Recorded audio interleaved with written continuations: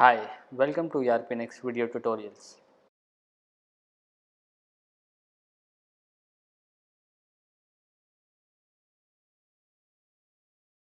Let me make a simple sales invoice wherein we have a customer. Okay, it's applying pause. I'll just undo that. We'll make a very simple sales invoice wherein we are saying that we are selling motherboards 10 quantity at the rate of 5,000 per unit.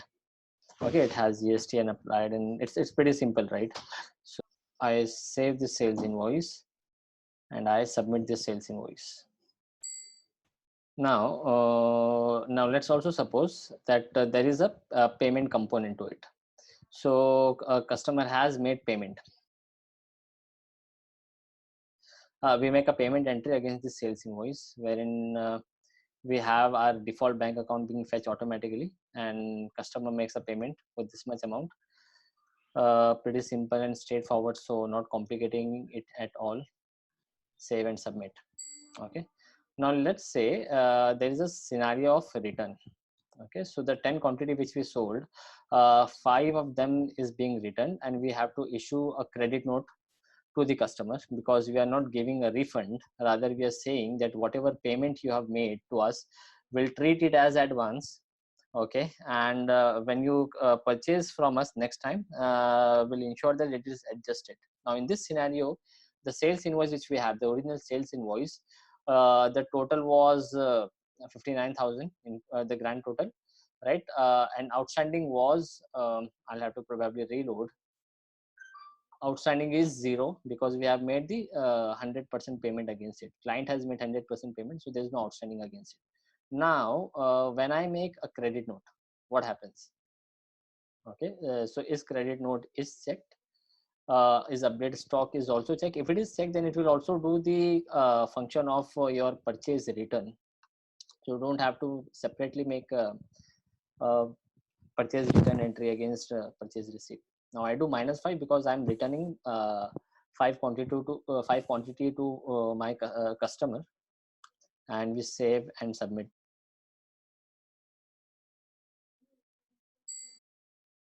Okay.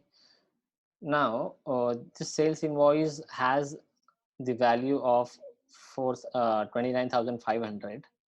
Okay, but outstanding is 0.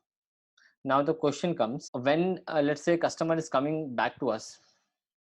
So we make a new sales invoice for them. Okay, so making new sales invoice is pretty simple. That's not a challenge. Again, let's say same item, motherboard, and say 10 quantity again at the rate of 5,000, right?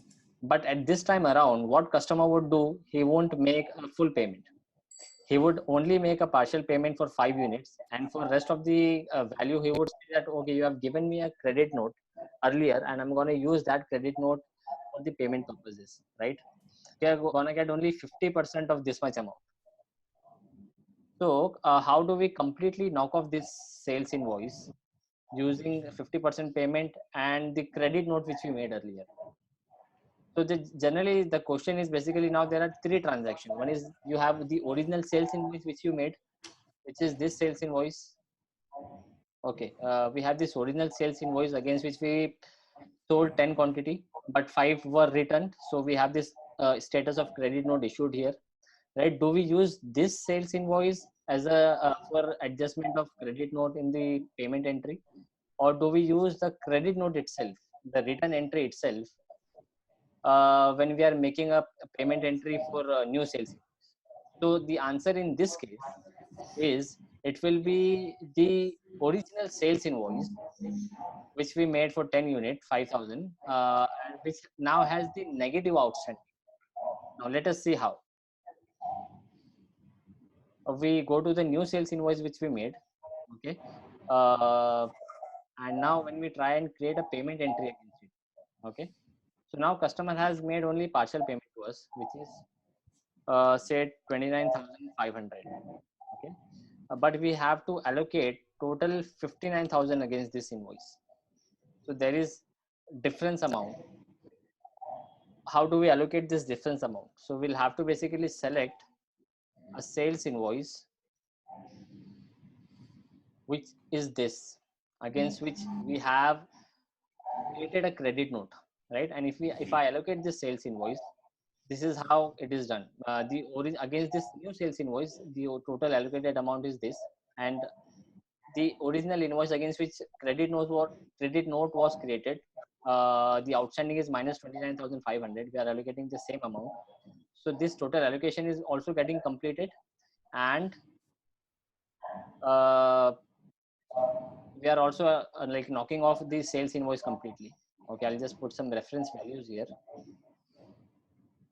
Check number and check date. Okay, so we save this. Okay, so there is no difference. Paid amount is 29,500 only, but we are allocating total 29,000 against this invoice. So this will also get completely paid, and this sales invoice will also become zero. The outstanding will become zero for both the sales invoices. Now, as soon as we submit this, I'll first go to the sales invoice which we made just now, and if we see sales its status unpaid, I'll quickly reload. This becomes paid. Okay, so this is pretty simple. But if I go to the very first sales invoice against which we had created a credit note, okay, and it had the outstanding of minus 29,500. Now if we check it,